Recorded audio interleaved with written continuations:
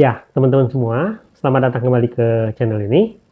Teman-teman, hari ini kita mungkin akan membicarakan topik yang lebih sensitif soal orang tua narsistik.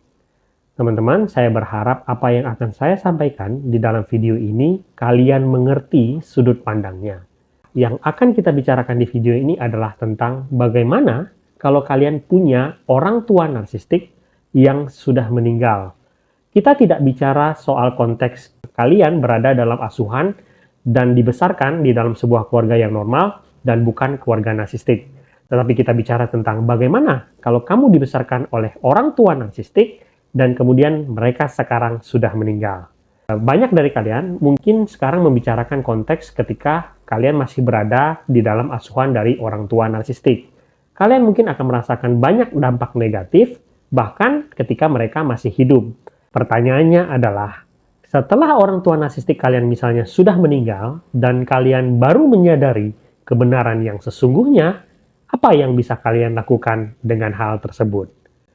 Teman-teman, ketika kamu misalkan dalam asuhan dari orang tua narsistik, ada dua hal yang mungkin terjadi di dalam kehidupan kamu. Pertama, secara konstan di dalam kehidupan kamu, orang tua narsistik kamu akan memberikan tekanan-tekanan negatif di dalam kehidupan kamu. Dan yang kedua adalah kamu mungkin saja berada dalam keadaan di mana kamu tanpa sadar selalu punya harapan bahwa suatu saat orang tua narsistik kamu itu kemudian akan tersadar. Mereka akan kemudian mendapatkan pencerahan. Nah, mungkin kalian punya harapan bahwa mereka akan melihat keadaan di mana mereka itu sebenarnya tidak berlaku seperti orang tua yang normal dan tidak memberikan cinta yang benar kepada kalian. Somehow, kalian merasa punya harapan tersebut dan ingin orang tua narsistik kalian mengalami hal tersebut. Tetapi ketika orang tua narsistik kalian sudah meninggal, kalian tidak akan mengalami dua hal tersebut kembali. Tidak ada lagi orang tua yang secara konstan memberikan dampak negatif dan penderitaan kepada kalian, dan tidak ada lagi harapan bahwa orang tua narsistik kalian akan berubah karena mereka sudah meninggal. Tetapi masalahnya adalah walaupun mereka sudah tiada, secara konstan, kamu masih punya trauma akan masa lalunya kamu.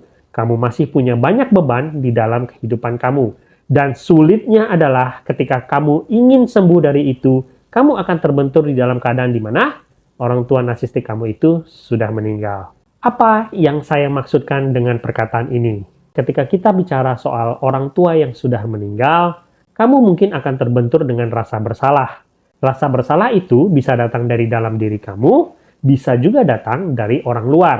Sudah jamak orang-orang akan berkata bahwa kamu tidak boleh membicarakan orang yang sudah meninggal. Bagaimanapun juga, mereka sekarang sudah tidak ada di samping kamu dan mereka tidak bisa membela diri akan semua perkataan yang kamu katakan. Tetapi, teman-teman, kita harus melakukan hal tersebut ketika kamu membicarakan traumanya kamu. Kita sekarang bicara tentang kebenaran, tentang beban berat yang kamu bawa di dalam pundaknya kamu. Dan salah satu cara untuk melepaskan beban tersebut itu adalah dengan meletakkan semua kebenaran di dalam porsi yang sesungguhnya. Ketika kamu menyadari bahwa orang tua kamu itu adalah seorang narsistik, satu kebenaran paling terang yang akan terungkap kepada kamu adalah banyak sekali hal yang dulu terjadi di dalam kehidupan kamu itu sebenarnya bukan salah kamu. Tetapi itu adalah andil dari orang tua narsistik kamu yang secara emosional itu menyiksa kamu. Kamu akan menyadari banyak hal yang terjadi di dalam kehidupan kamu dulu yang kamu pikir itu adalah kesalahan kamu, ternyata itu adalah hasil andil dari orang tua narsistik kamu. Kamu akan menyadari bahwa kamu dulu ternyata di-scapegoating, dijadikan anak scapegoat, atau dulu kamu sering menganggap bahwa kamu tidak cukup berharga dan kemudian ditelantarkan oleh orang tua narsistik kamu kemudian menyadari bahwa itu bukan salahnya kamu.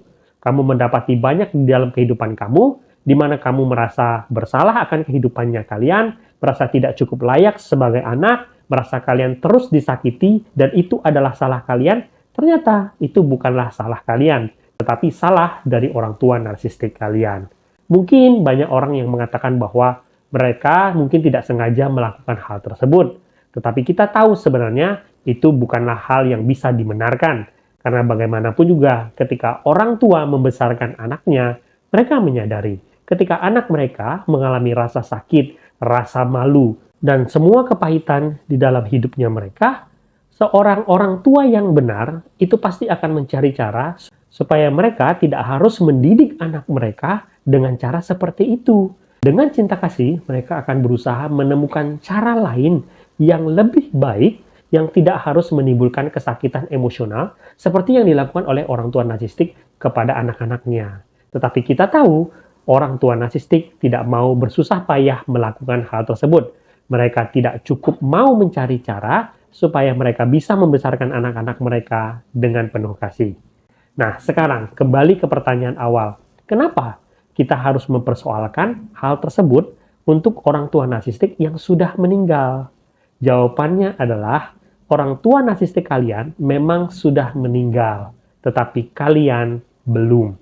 Kalian masih melanjutkan hidup kalian dan kalian masih punya kehidupan.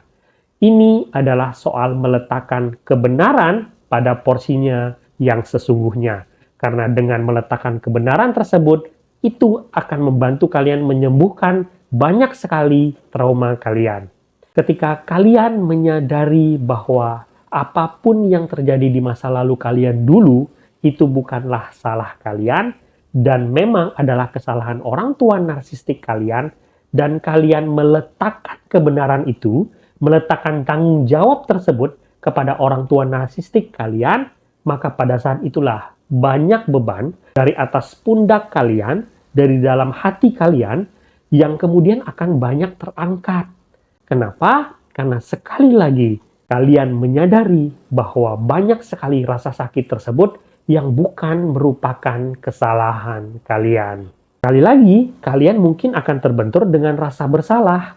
Rasa bersalah bahwa, oh saya sedang menyerang orang yang sudah meninggal. Tidak seharusnya saya melakukan ini. Tetapi teman-teman, kebenaran itu tetap kebenaran.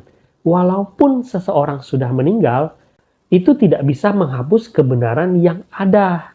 Meletakkan semua kebenaran yang ada sesuai dengan porsinya, itulah salah satu cara untuk kalian semua yang masih hidup untuk melanjutkan hidup kalian dan melepas banyak trauma dan rasa bersalah yang berada di pundak kalian. Inti dari video ini adalah kalian berhak menyuarakan bahwa semua hal yang terjadi dulu pada pengasuhan diri kalian tersebut itu bukan kesalahan kalian, tetapi ada pada orang tua narsistik kalian.